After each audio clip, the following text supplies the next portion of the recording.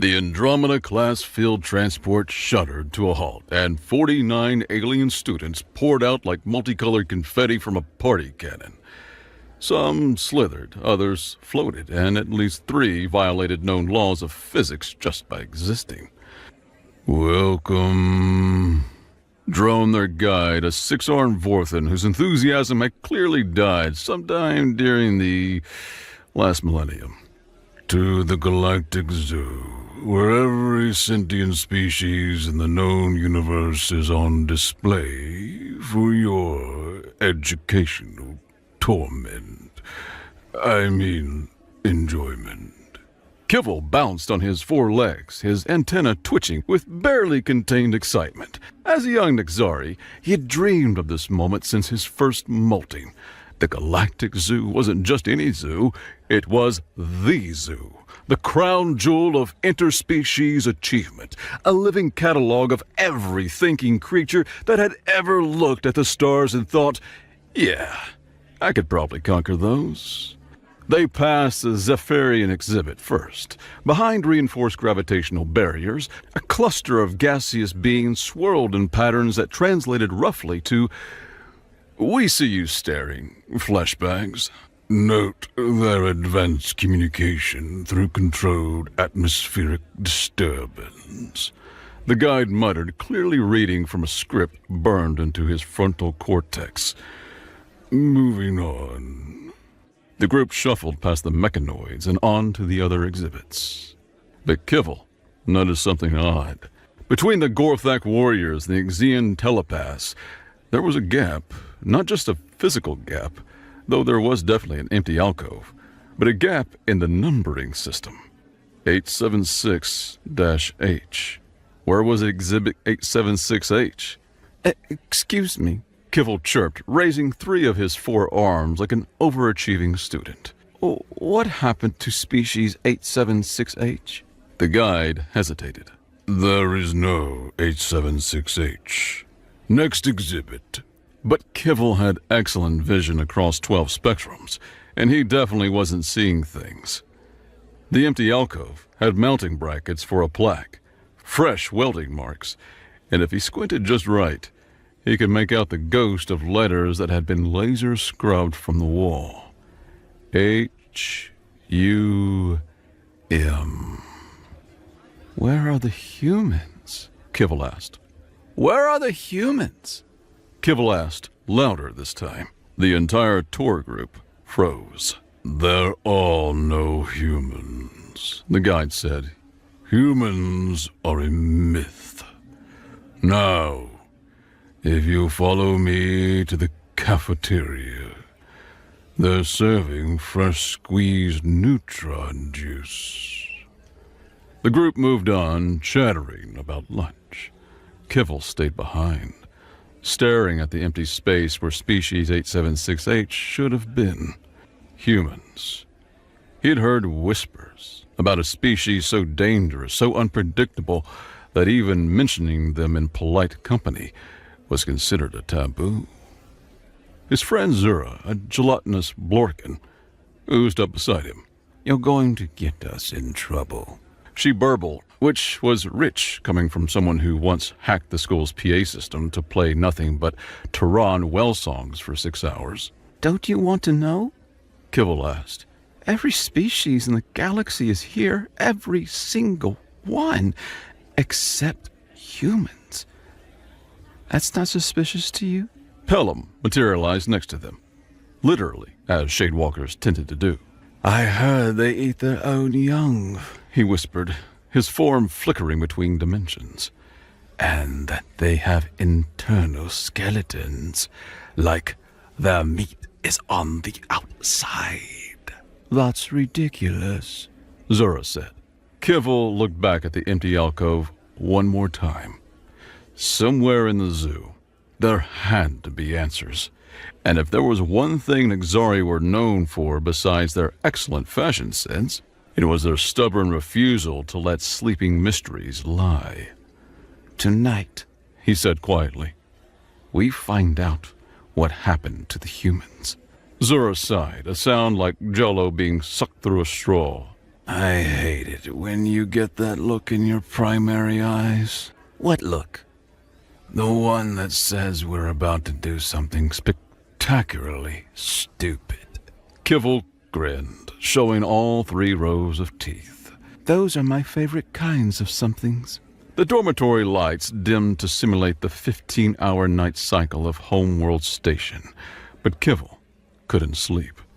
His secondary brain kept spinning while his primary one tried to count void sheep. He'd spent the last 6 hours on the infonet, searching for anything about humans. The results were frustratingly sparse. A few academic papers with titles like Theoretical Xenobiology of Mythical Species and Humans, a Cautionary Tale for Sapient Development. The few papers were bizarre. One claimed humans could survive injuries that would liquidate most species. Another suggested they formed pact bonds with anything, including their own automated cleaning units. A third, clearly written by someone who'd been sampling too much fermented dark matter, insisted that humans had once flung themselves at their own moon, using controlled explosions just to prove they could. That can't be real, Pelham whispered from his bunk, reading over Kivil's shoulder. No species is that insane. You're talking about the species that invented something called extreme sports, Zura pointed out from her sleeping tank. Which, according to this, included jumping out of functional aircraft for fun. No way. With nothing but fabric to slow their descent. Now you're just making things up. Kivil pulled up the zoo's architectural database, a little gift from his cousin who worked in maintenance. There, he said, pointing at a section of the map that was conspicuously blank. Section 9. It's labeled as quarantine. Authorized personnel only. Quarantine for what? Pelham asked, his form solidifying with curiosity. Only one way to find out. Kivil was already pulling on his exploration gear, magnetic boots, multispectrum goggles, and a utility belt that would make any self-respecting adventurer weep with envy. This is a terrible idea, Zura said, but she was already squeezing into her mobile suit. When we get caught, and we will get caught, I'm blaming you. When have I ever gotten us caught?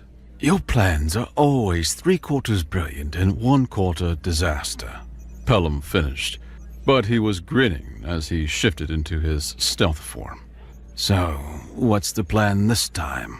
Kivil pulled up the security rotation schedule. Guard change happens in 30 minutes.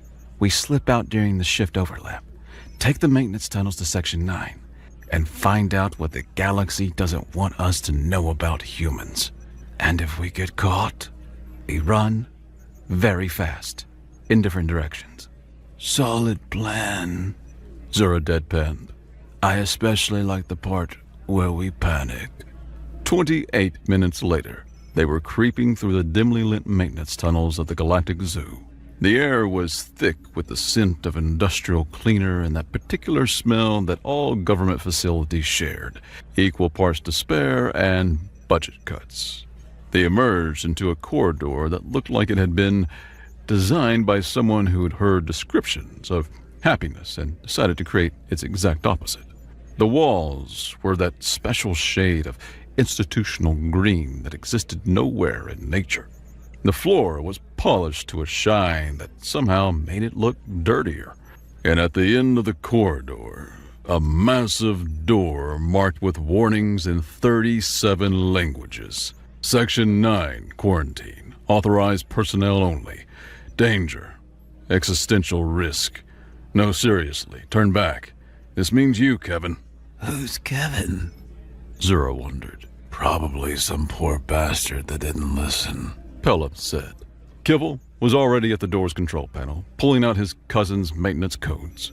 The lock clicked open with a sound like the universe's most disappointed sigh. Beyond the door, Section 9 stretched out before them, a monument to architectural depression. Emergency lighting cast everything in shades of rust and shadow. Dust motes danced in the air like tiny ghosts. The silence was so complete, it had weight. Okay, Zora whispered. this is properly creepy. They crept forward, past doors marked with biohazard symbols, past windows looking into empty laboratories, past containment cells that had clearly held things best left uncontained. The section felt abandoned, but not empty. It was the difference between a house where no one was home and a house where no one would ever come home again. Look, Pelham said, pointing to a directory on the wall. Most of the entries had been scratched out, but one remained partially legible. Human containment, level 3. Specimen 876H. Status redacted. human. Kivell breathed. They were real. A sound echoed through the corridor. Footsteps, slow and measured.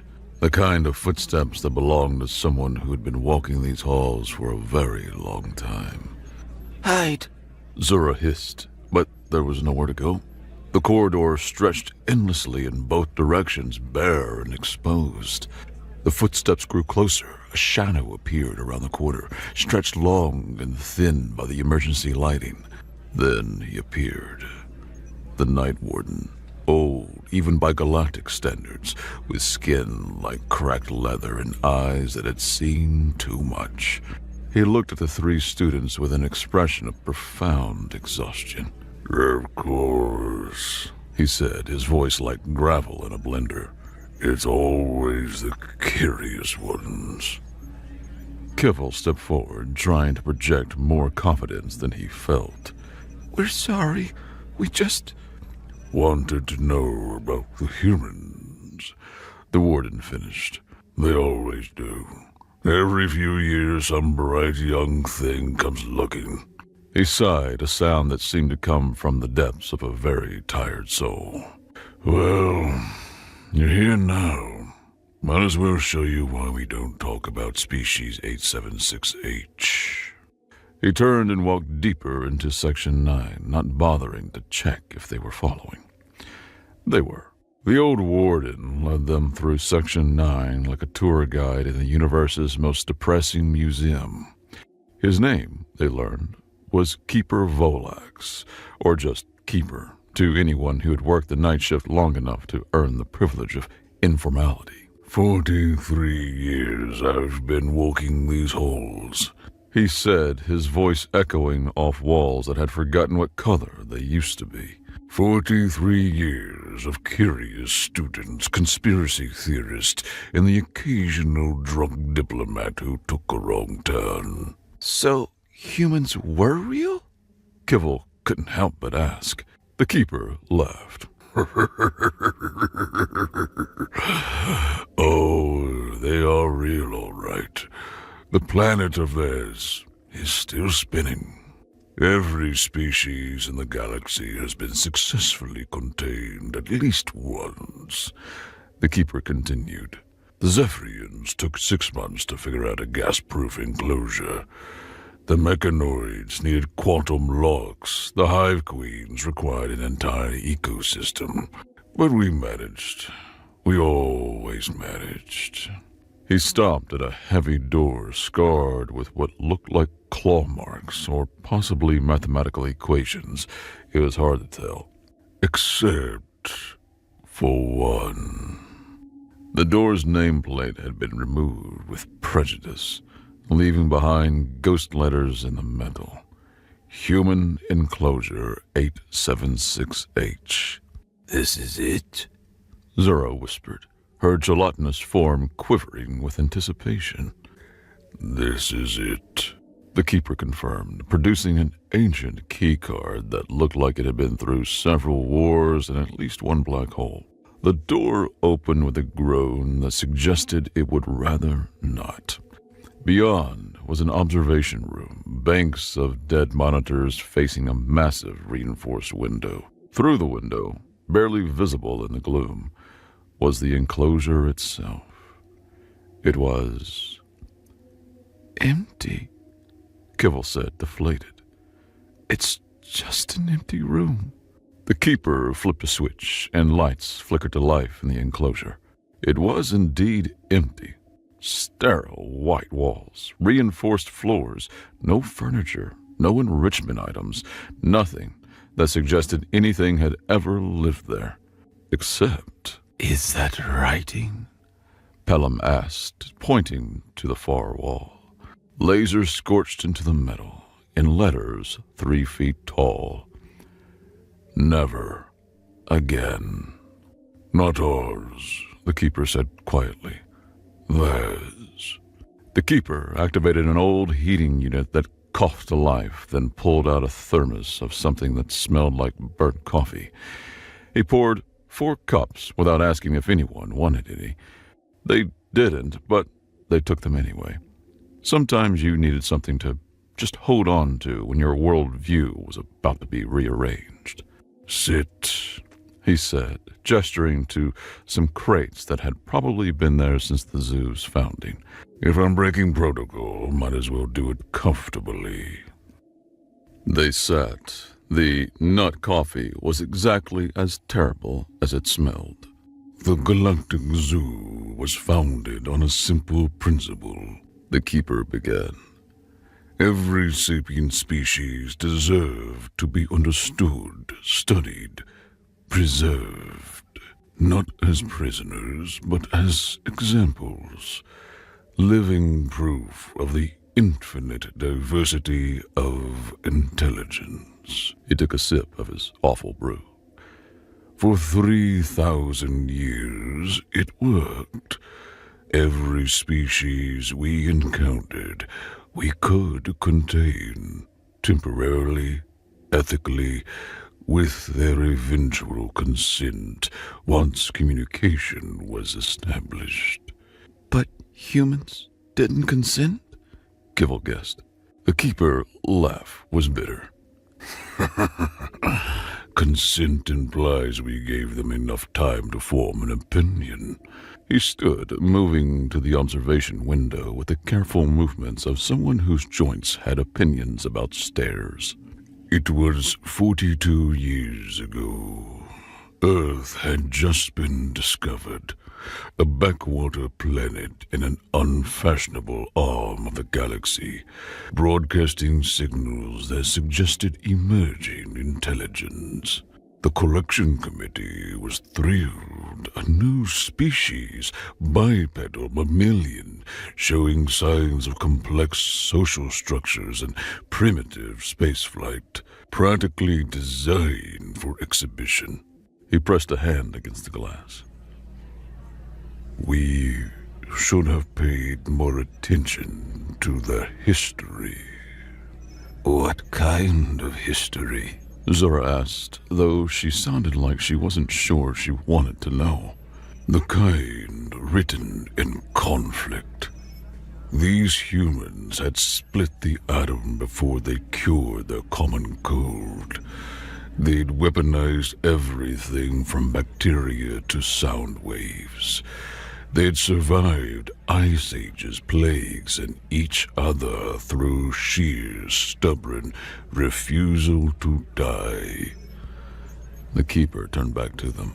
But the committee saw primitive technology and assumed primitive minds. He pulled out a datapad so old it had actual buttons, cycling through until he found what he was looking for. The capture was textbook. One human male, taken during what they called a camping trip.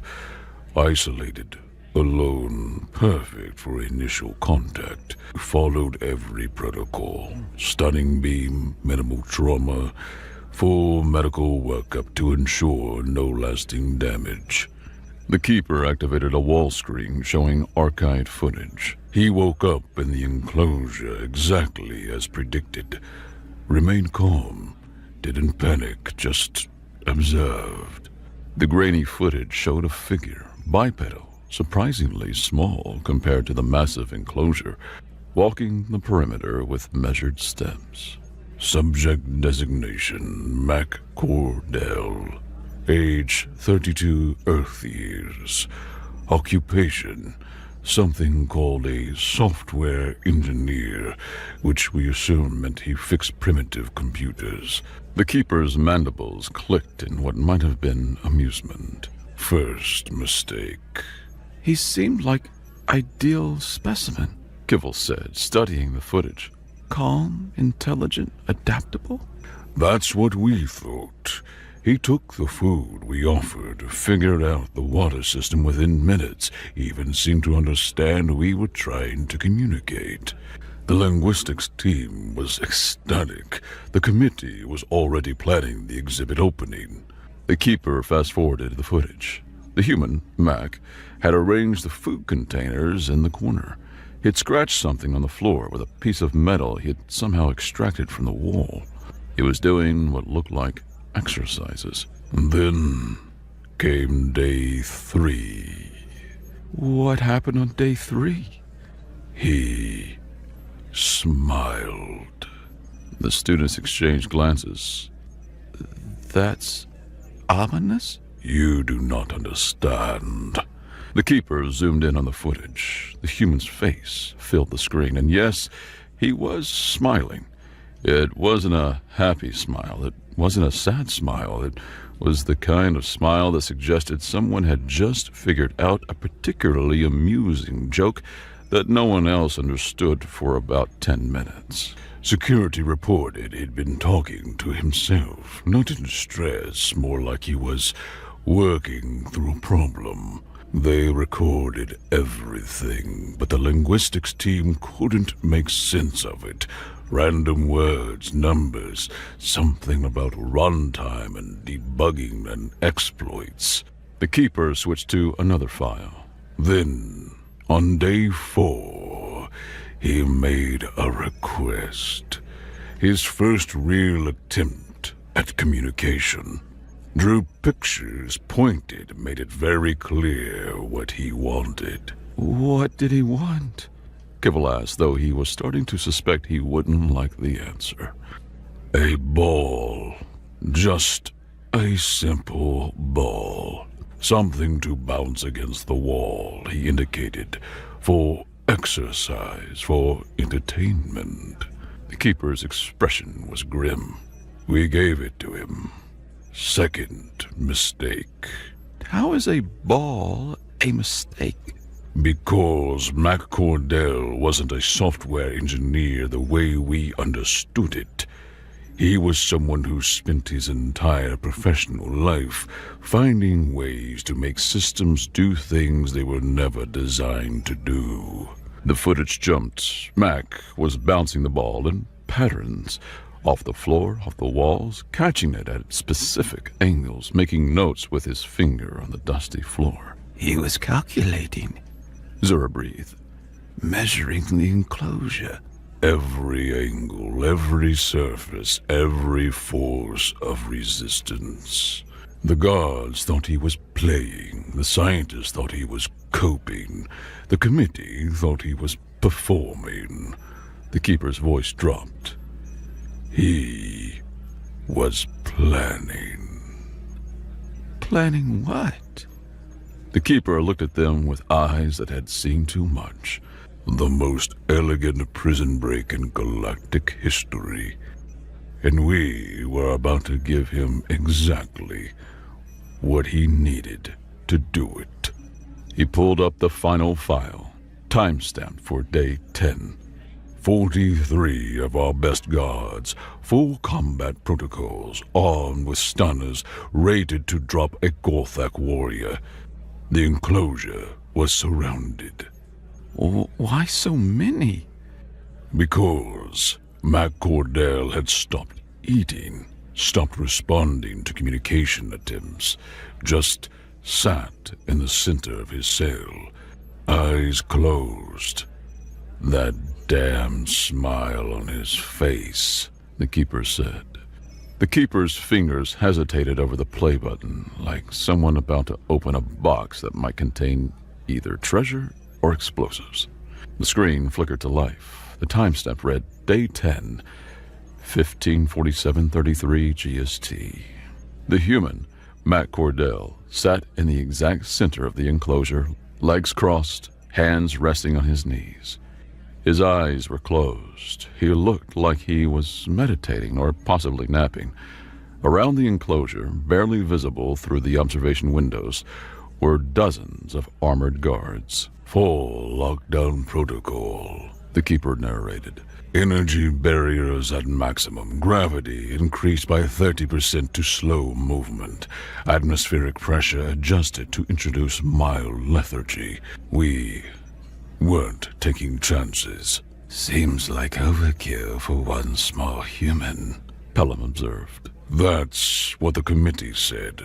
Right until there. On screen, Mac's eyes opened.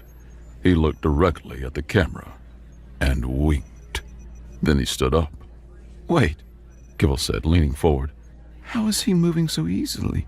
You said gravity was increased. First impossibility, The keeper confirmed.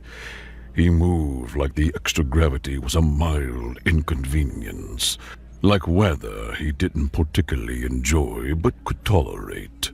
Mac walked to the wall where he had been making his calculations, studied them for a moment, then picked up his ball. He bounced it once, twice, then hurled it at a specific spot on the wall. The ball ricocheted at an impossible angle, striking a ventilation grate 20 feet up. The grate popped open. The lights went out. Emergency lighting kicked in a second later, bathing everyone in red. Mac was already moving, not toward the open gate, but to a seemingly random spot on the floor. He knelt, placed his palm flat against a surface that should have no special properties, and pushed. A maintenance panel popped open, one that wasn't on any schematic. For 10 days, he'd been mapping every sound, every vibration, every minute change in air pressure. The ball wasn't just for calculating angles. It was sonar, echolocation. He'd been building a 3-dimensional map of every hidden system in the facility. On screen, guards were pouring into the enclosure, stunners raised. Mac didn't run. He didn't hide. He just stood there, hands raised, that infuriating smile still in place. The first guard reached him, and the footage glitched. When it resolved, the guard was on the ground, unconscious. Mac was holding the stunner. More guards rushed in. Mac moved between them like water through rocks, never seeming to hurry, never seeming to strike, but leaving unconscious bodies in his wake. He used their own momentum against them, redirected their attacks into each other, turned their numerical advantage into a liability. 43 guards, the keeper said quietly. 43 of our best. In 10 minutes, they were all down. Not dead. He was very careful about that. Just defeated. On screen, Mac surveyed the unconscious bodies with what looked like genuine concern. He checked each one, adjusting positions to ensure they were breathing comfortably. Then he walked to the center of the enclosure, looked directly at the camera, and spoke. "Nice try." He gave a small bow, then walked through the main entrance, which should have been locked, which should have required authorization codes that existed only in the minds of 3 committee members, which opened at his touch like it had been waiting for him. The footage ended. He got out? Zura's voice was barely a whisper. He got out, walked through 7 security checkpoints, each one open for him. Internal logs showed all the correct authorization codes entered at the correct times by the correct people. The keeper rubbed his face. Except those people were unconscious in the enclosure. How? Best theory? He spent 10 days observing guard rotations, analyzing speech patterns, watching code entries from angles we didn't think were possible. He didn't break our security. He convinced it he belonged there. Where did he go? Kivil asked, though he suspected he knew the answer. Home, somehow. We found him 3 days later on Earth, back at his camping site, making something called s'mores over a fire. When our recovery team arrived, he offered them some. The Keeper's expression was unreadable. They accepted. They said they were delicious. You tried to recapture him? We tried. He evaded 7 recovery teams without seeming to notice they were there. The 8th team found a note at their landing site that said, "Please stop. This is getting embarrassing for both of us." The Keeper pulled up an image of the note. It was written in perfect Galactic standard. He had learned our language in less than 2 weeks from overheard conversations. So you gave up? We didn't have a choice. The committee was terrified. The Keeper shut off the screen, plunging them back into the dim red emergency lighting. That's why there are no humans in the Galactic Zoo. Not because we couldn't catch them, because the one time we did, he let himself be caught. And when he was done learning what he wanted to learn, he left. What did he want to learn? Pelham asked. The Keeper was quiet for a long moment. Us. He wanted to learn about us. Our capabilities, our intentions, our weaknesses. He looked at each of them in turn. And we showed him everything. We didn't know it, but we were the ones being observed, not him. The Keeper led them away from the observation room, but not back the way they'd come. Instead, they went deeper into Section 9, past doors marked with increasingly alarming warnings. Caution, mimetic hazard. Warning, temporal anomaly. Danger. Keep hands and tentacles inside reality at all times. The McCordell incident, the Keeper continued, his voice echoing in the empty corridors, triggered the largest crisis in the Galactic Council's history. Not a military crisis or an economic one, an existential one. Because one human escaped? Kivil asked, though he was beginning to understand it was more than that. Because one human escaped easily. Because our best security was a mild inconvenience to a random civilian. Because if that was their average citizen, what were their soldiers capable of? They entered a chamber lined with filing cabinets that looked like they'd been sealed since the invention of disappointment. The Keeper pulled out a thick folder marked with enough warning labels to make a safety inspector weep. The council session transcripts, 3 months of debate, argument, and steadily increasing panic. He flipped through the pages of dense text. Some wanted to declare Earth a quarantine zone. Others pushed for immediate diplomatic contact.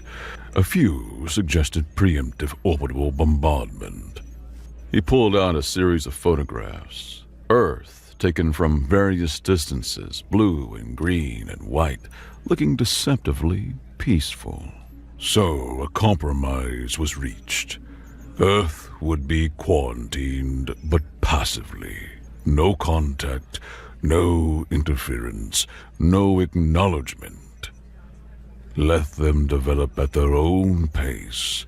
Maybe in a few thousand years, when they achieve proper FTL travel, we could approach as equals. But they haven't achieved FTL, Pelham pointed out. have they? The Keeper's expression was odd. Haven't they? Their probe signals have been detected 3 galaxies over. Their primitive radio waves somehow punch through interference that blocks our quantum communications. They put machines on their moon using controlled explosions and math scribbled on paper. He showed them another file. 6 months after the Mac incident, Earth's various governments simultaneously announced major breakthroughs in computing, materials science, and theoretical physics, technologies that should have taken them decades to develop, almost like someone had returned with new ideas. You think he learned from us? I think, the Keeper said carefully, that humans have a talent for taking things apart to see how they work. Even things like prison cells, even things like galactic societies. They reached another door, this one newer than the others. The Keeper hesitated. What happened next is why I'm showing you all of this. Why someone needs to know, even if it's just curious students who should be in bed. The door opened to reveal a small conference room. The walls were covered in maps, charts, and what looked like conspiracy theorist decorations. Red string connected various points, forming a web of paranoia. Every year since the quarantine, the Keeper said, we've had incidents, nothing official, nothing confirmed, but patterns. He pointed to various marks on the galactic map. A mining operation in the Vegas system reports strange equipment failures whenever they try to exploit certain asteroids. Later, scans showed those asteroids contain elements essential for primitive nuclear fusion. A slave ship near the Orion sector loses all power and drifts for days. When rescued, the crew insist they heard human music playing through their walls. The slaves were mysteriously freed, the collars disabled by what looked like Earth-based malware. The Keeper moved to the newest addition to the wall, a report dated just 3 months ago. The Hegemony's battle fleet, heading to conquer a peaceful system. 60 ships, state-of-the-art weapons, invincible by any known measure. He paused. They returned home flying escape pods. Every ship's computer core had been replaced with a video file. What kind of video? Something called a Rick-roll. Our cultural anthropologists are still trying to understand its significance. So, humans are protecting other species? Zora asked. Like galactic guardians? The Keeper shrugged. Or they're just really committed to an elaborate prank. With humans, it's hard to tell the difference. He turned to face them fully. The point is, we don't know. We can't know, because every attempt to study them shows us only what they want us to see. The zoo, Pelham said suddenly. They could walk in any time they wanted. Probably are walking in. We'd never know. How do you spot a human in disguise when you don't even know what they're fully capable of? The Keeper smiled grimly. For all we know, one of you could be a human. The Keeper headed for the door. If they wanted to infiltrate our society, what could stop them? There's one more thing, the Keeper said, and something in his tone made all the students freeze. The enclosure itself. We need to go inside. Inside? Zora's voice wavered. Is that safe? Nothing in Section 9 is safe. But you came here for answers. He produced another key card, this one black with warnings in languages that predated spaceflight. Might as well see how deep the warren goes. They returned to the human enclosure, but this time the Keeper led them to a surface entrance.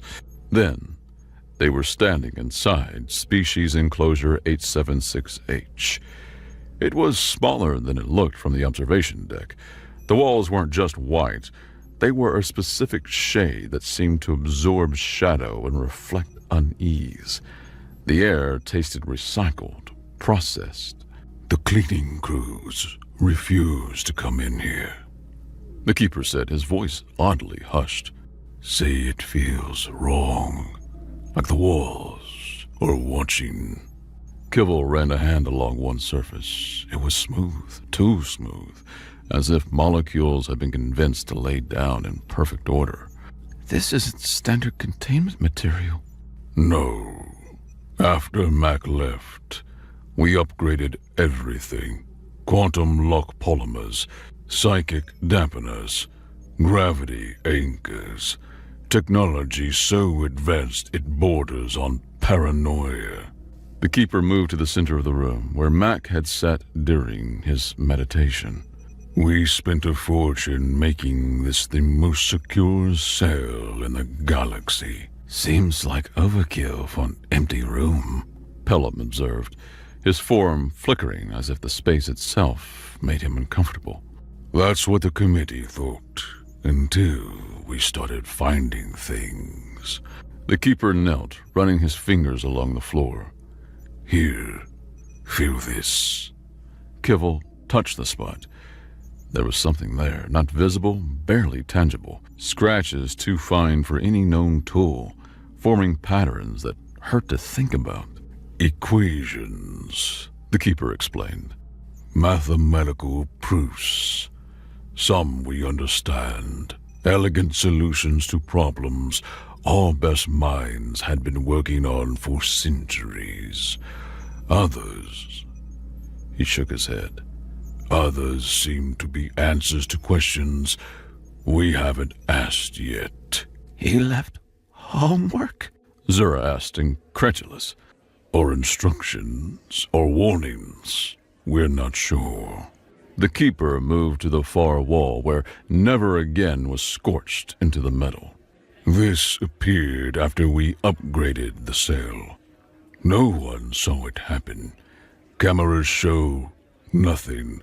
One frame is blank. The next, it's there. A beep from the scanner. The keeper frowned, adjusting settings. That's new, he muttered. What is? Energy signature, very faint, coming from... He turned in a slow circle, finally pointing the scanner at what seemed to be empty air. There. The air shimmered. For just a moment, less than a heartbeat, something flickered into visibility. A small device no bigger than Kivil's thumb, suspended in the exact center of the room. It looked like metal, and Starlight had been convinced to mate and produce offspring with anxiety issues. Then it was gone. What was that? Pelham's voice had climbed several octaves. The keeper was already checking his readings. Unknown. The energy signature matches nothing in our database, but the quantum resonance. His face went pale, which was impressive given his species' natural gray complexion. It's been here the whole time. 60 years, just watching. He headed for the exit, suddenly eager to leave. Mac Cordell was in our custody for 10 days. In that time, he learned our language, our technology, our psychology. What if he left more than just equations? They filed out quickly, and Kivil noticed none of them looked back. The empty room felt less empty with every step away from it. You think he left surveillance equipment? Kivil said once they were back in the corridor. They're watching us through it? Maybe. Or maybe something else. A test, a gift, a joke. The keeper sealed the door with a kind of finality usually reserved for tombs. That's the thing about humans. They operate on levels we do not understand. That device could be gathering intelligence, or it could be playing their music on frequencies we can't hear, just because they think it's funny. So what do we do? Pelham asked.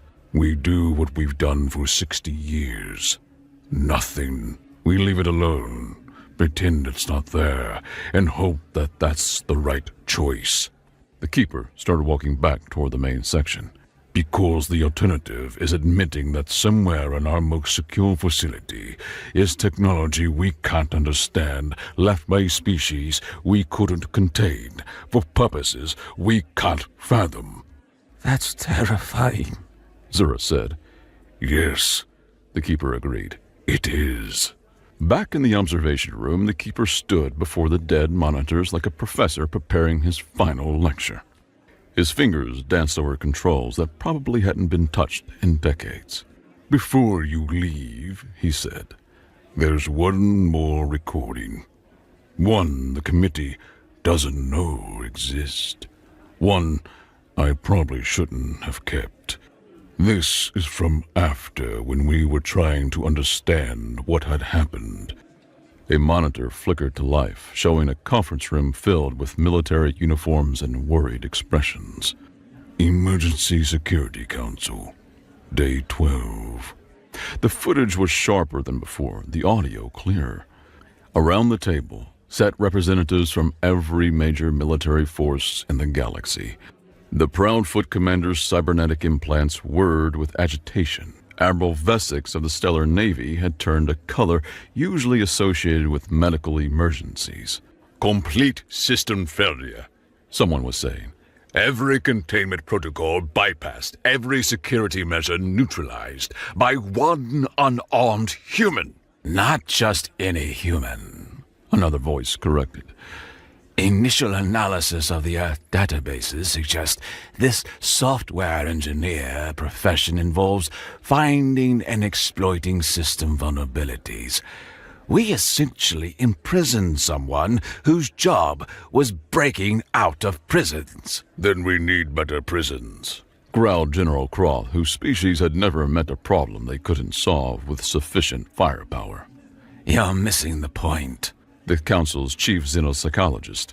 He didn't break out. He walked out. There's a difference. Explain. The Keeper paused the footage. That's when the real fear started. Not that humans were dangerous. The galaxy is full of dangerous species. But that they were capable in ways we couldn't quantify. He started the recording again. A new figure was speaking, someone in the plain uniform of a field operative. Sir, I've completed the Earth cultural analysis you've requested. And They have a saying. Speak softly and carry a big stick. Their entertainment is filled with something they call underdog stories. Tales of smaller, weaker individuals defeating stronger opponents through cleverness and determination. They celebrate tactical winning over brute force. your point. The operative looked uncomfortable. They also have extensive fiction about alien invasions. In almost every scenario, humanity wins. Not through superior technology or strength, but through adaptability, creativity, and sheer stubborn refusal to lose. Fiction. Someone scoffed. Fantasy. Is it? The operative pulled up data. Their military history shows consistent patterns. Smaller forces defeating larger ones. Technologically inferior groups overcoming superior ones. They turned wooden ships into weapons that could sink metal ones. They used commercial aircraft as precision missiles. They convinced the atom itself to unleash its fury. What are you saying? I'm saying, the operative's voice was steady, that Mac Cordell wasn't an anomaly. He was average. And if the average citizen can do what he did, the sentence hung unfinished. It didn't need completing. The footage jumped. New timestamp. The room was emptier now. Just core council members. The vote. Counselor Prime Zecthus asked. Unanimous. Full quarantine. No contact. No reconnaissance. No exceptions. And if they come to us? A long pause. Then we welcome them as equals. And pray they've forgotten how we introduced ourselves. The monitor went dark. That was the last official discussion of humans in council records, The Keeper said. Everything since has been unofficial. Whispers, rumors, things that go bump in the cosmic night. They're scared, Pelham said, his form more translucent than usual. The entire Galactic Council is scared of one species. Not scared, the Keeper corrected. Cautious. There's a difference between fearing the storm and respecting it enough to stay indoors. But what if they're friendly? Zura asked. What if we're avoiding contact with a species that could be allies? The Keeper pulled out one final file. 3 years after the quarantine, we intercepted a transmission from Earth. Not their usual broadcast. This was aimed at us. Targeted. Deliberate. He played the audio. It was full of static, but the words were clear. We know you're listening. We know you're scared. That's okay. We'll wait. We've gotten pretty good at waiting. And when you're ready, really ready, we'll talk. Until then, be excellent to each other. The universe is big enough for all of us. P.S. Thanks for the physics lessons. They were very educational. P.P.S. Max says hi. The message ended with what sounded like laughter. They know. Kivil breathed. They know everything. Probably, the Keeper agreed. And they're waiting, patiently, like parents waiting for children to mature enough for certain conversations. That's either comforting or terrifying, Pelham muttered. With humans, the Keeper said, beginning to shut down the equipment. It's usually both. The Keeper led them to one final room, smaller than the others, almost intimate in its dimensions. It looked like an office that had given up on organization decades ago and settled into comfortable chaos. My personal collection, he said, gesturing at shelves lined with objects, files, and what appeared to be really terrible art. 60 years of, let's call them, incidents. Incidents? Kivil picked up what looked like a child's drawing of a spaceship, except the mathematics scrawled in the margins were advanced enough to make his head hurt. Every few years, someone claims to have seen a human, met one, been helped by one. The Keeper pulled out a drawer stuffed with reports. A merchant ship dead in space, life support failing, suddenly finds their engines working again. The repair patterns match no known technique. A colony under attack by raiders wakes up to find the raiders gone and a note saying, "Neighborhood Watch was here." Zura examined a piece of metal that had been twisted into an impossible shape. You believe these stories? I believe patterns, and the pattern is consistent. When someone needs help, really needs help, sometimes that help arrives in unexpected forms. He showed them a collection of security footage stills. Different locations, different times, but look at the similarities. The images were blurry, distorted, but in each one there was a figure that didn't quite fit. Too tall here, too short there, but always with that same quality of almost but not quite blending in. They're here, Pelham said, his voice barely a whisper. In the galaxy. Among us. Maybe. Or maybe we're so paranoid we're seeing humans in every shadow. The Keeper smiled grimly. That's the beauty of it. The uncertainty itself is a kind of control. He pulled out a map of the galaxy, covered in pins and strings like the conference room they'd seen earlier. But this one was different, more personal, annotated in handwriting that had evolved over decades. Every reported sighting, every unexplained incident, every time someone insists they've met a human. He traced patterns with one gnarled finger. Notice anything? It took Kivil a moment, but then he saw it. The incidents clustered around certain areas, trade routes, colony worlds, placed where different species mixed. "They're watching the crossroads," he said. "The places where cultures meet." Or where conflicts might start. Where misunderstandings could escalate. Where someone might need a nudge in the right direction. The keeper moved to another shelf, this one holding what looked like confiscated items. These are from students over the years. Kids like you who went looking for answers. The collection was eclectic. Hand-drawn maps of Earth, theoretical designs for human-catching devices, annotated with, "This is a terrible idea," in multiple hands. What appeared to be fan fiction about human-alien friendship that made the keeper quickly close that particular folder. Every generation, someone gets curious. Every generation, someone asks the questions you're asking. He pulled out a thick notebook. This was mine, from when I was young and stupid enough to think I could solve the human problem. The notebook was filled with observations, theories, and increasingly frantic speculation. The handwriting grew messier as it progressed, ending with a single line. "They're not the problem. We are." What made you write that? Zura asked. The keeper was quiet for a long moment. I met one, or thought I did, 20 years ago, during the Sector 7 crisis.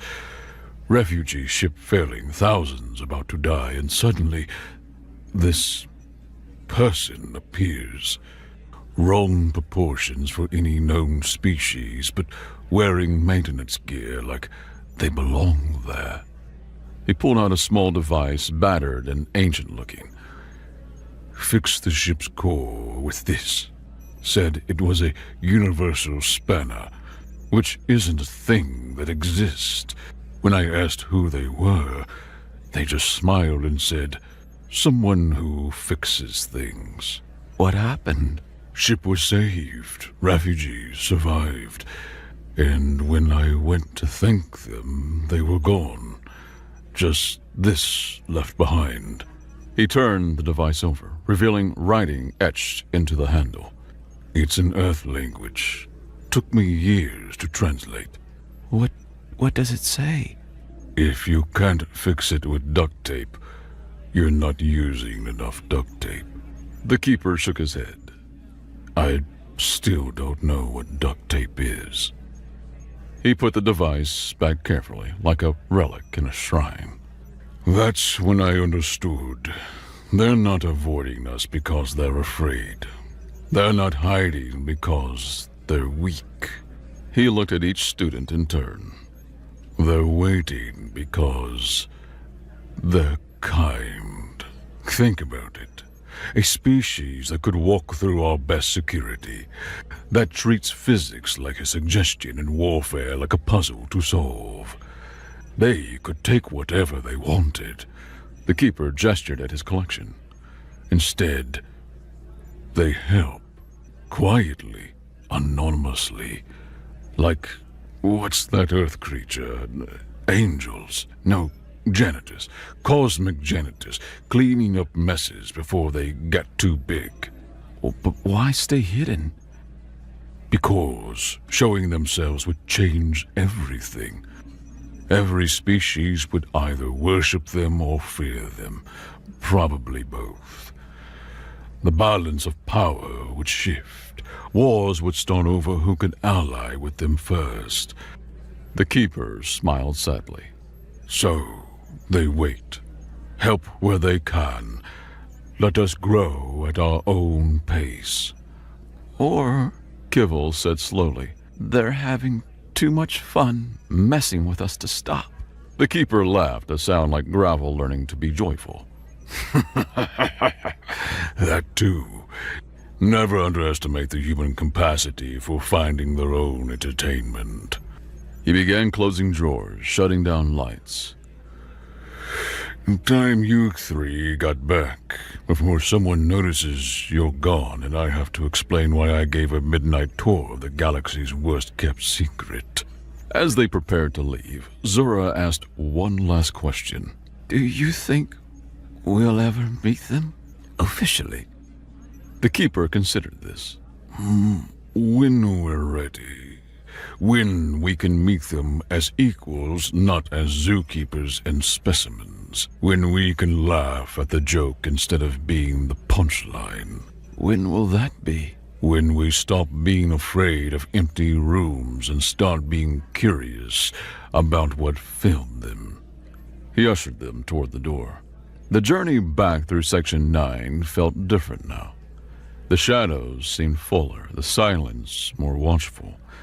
Every empty room could be not empty. Every flicker of failing light could be something else entirely.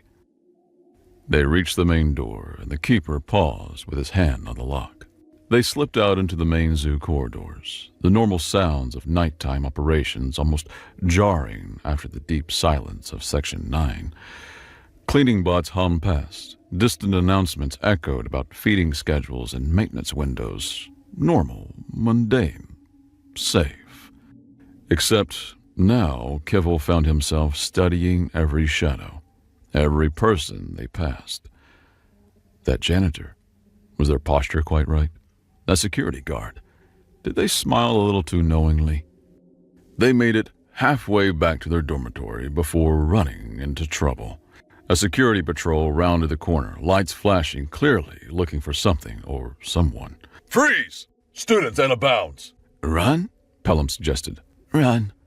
Kivil agreed. They scattered in 3 different directions, just as planned. Kivil pelted down a side corridor, took 2 lefts and a right, and found himself in a dead end facing a maintenance closet. The footsteps behind him grew closer. The closet door opened. In here, a voice whispered. Quick! Without thinking, Kivil dove inside. The door closed behind him, and he found himself in darkness that smelled of cleaning supplies and something else. Coffee. Fresh coffee. They'll pass in a minute, the voice said. Male, casual, with an accent Kivil couldn't place. Security here always checks the main corridors first. Very predictable. Who are? Kivil began, then stopped. In the dim light flittering under the door, he could just make out a figure. Wrong proportions for any species he knew, wearing janitor coveralls that looked both perfectly normal and slightly off, holding a mop that gleamed with subtle wrongness. The figure smiled. Even in the darkness, Kivil could see that smile. Just someone who fixes things, they said, including students who ask too many questions about empty rooms. Kivil's heart stopped, all 3 of them. You? Shh. The maybe human held up a finger. The footsteps paused outside the door. The handle rattled, then, amazingly, moved on. Huh, the figure said.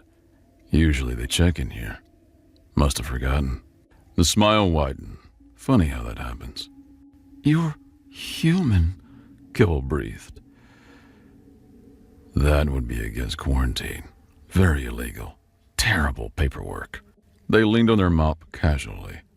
I'm just a janitor. Been working here for, 5 years now. Gary from Greater Magellanic Sector. Completely normal. Boring, even. Greater Magellanic doesn't have any species that look like... Sure it does. Tons of them. Very diverse region. You should visit sometime. Gary listened at the door. All right, coast is clear. Better get back before they do a room check. Kivil didn't move. The Keeper, he knows about you. Sweet old guy. Makes terrible coffee, but his hearts are in the right place. Gary opened the door, gesturing for Kivil to exit. All 6 of them. How did you... Gary's expression grew slightly more serious. Take care of that curiosity, Kivil. It'll take you places. Some of them might even be good places. Kivil stepped out of the closet, then turned back. Wait, I have so many questions. The closet was empty. Just mops, buckets, and a lingering scent of coffee and possibility. The hall pass got him back to the dormitory without incident. Zura and Pelham were already there, looking shell-shocked but unharmed. You won't believe what happened, Zura began. I hid in the aquatic section, I swear. Something helped me breathe underwater.